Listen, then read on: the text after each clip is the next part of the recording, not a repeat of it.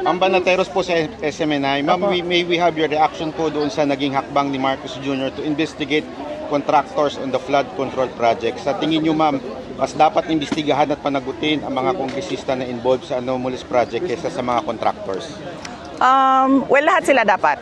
No, hindi lang yung mga contractors dahil yung mga contractors ay mga tauhan din sila ng mga members of the House of Representatives. Kung maalala ninyo, meron akong ginawa na interview noon kung bakit ako umalis sa Department of Education. Binanggit ko doon na 2 tao lang ang nagde-decide sa budget ng Pilipinas. Yun ay si Martin Romualdez at si Zaldico. At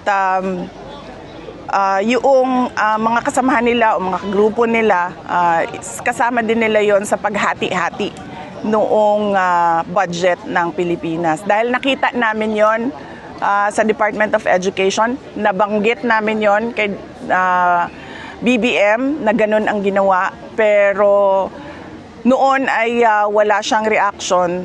Tapos bigla ngayon, meron na siyang reaction. Paniwala ko, ginagawa nila yan para lang sabihin sa susunod na baha na, tingnan nyo, may ginawa naman kami.